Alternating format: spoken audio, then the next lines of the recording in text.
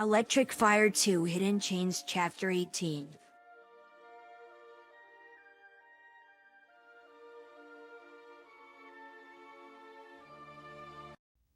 Me and Sonic waited for Tom to return. Sonic was starting to grow tired. He ended up falling asleep in my arms, which gave me flashbacks to the times I was with Maria. I shook the memories away after some time. That's when I noticed the drones coming into town. The windows were tainted at least. I still have the feeling that I needed to duck down under the seat.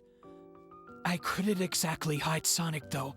I just lowered myself and him a bit, hoping the drones wouldn't notice us. Sonic couldn't exactly fend for himself at the moment, but then I noticed a portal opening, a rig one. Something red came out of it. Then there was something pink with him. It looked to be another hedgehog, but I wasn't able to make out what the red creature was. Sonic took a peek, but then got down. He looked even more scared. Echidna? Was all he said.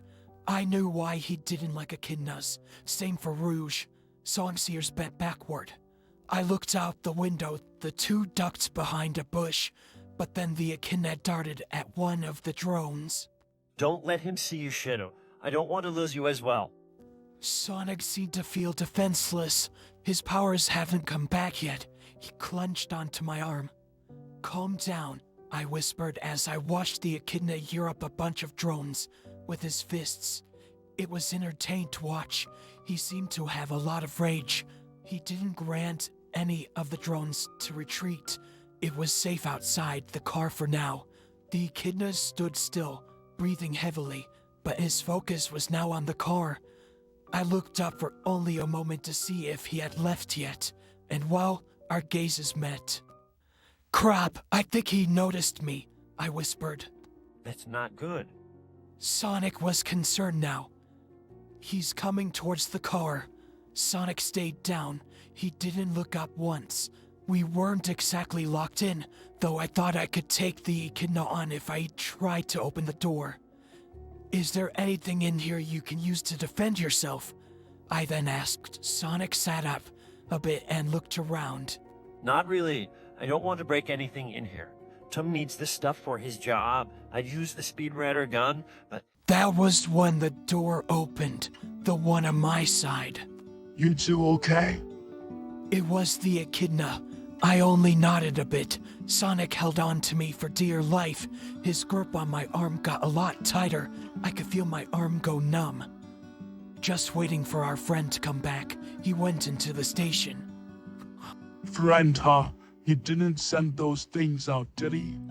The echidna asked. He was starting to get angry. Nope, but it was a mad scientist, I guess. Who sent them out? We both barely escaped from him. I replied. I didn't want to get punched by the guy. His gloves had spikes on them. Sonic hadn't calmed down much, as well. I probably would have reacted the same way if I met the gun soldier who had shot Marina in front of me. It wasn't like this guy had witnessed what went down in Sonic's life back then. If so, he probably would have recognized him by now. Well, okay then, if you say so. He calmed down a bit. I felt Sonic start to relax a bit. It seemed he could tell this echidna wasn't exactly like the others or something. Sonic had once said they were power-hungry bad guys, but it seemed this echidna wasn't even that. It seemed he was trying to help another hedgehog. Who's that hedgehog? I asked, trying to be friendly. Oh, her name is Amy. Had to protect her from the others. I used the last portal ring my clan was saving. There's a story from what I heard. Well, a long time ago, another hedgehog escaped from them. One with powers. Amy doesn't exactly have powers aside from using a giant hammer to hit enemies, and well, she can also predict the future events. She's been messing with tarot cards, and well, my clan didn't exactly like her predictions much. She predicted something terrible would occur, and that I'd be the only one left to my kind. Amy is just a friend of mine. I promised to help her find a safe place, and it seems I won't be able to go back to my planet anytime soon. Amy is skilled in fighting, but she wouldn't be able to fight off my clan by herself, so that's basically why I care. He shrugged, then turned away for a moment, probably looking for Amy. She stayed wherever she was hiding.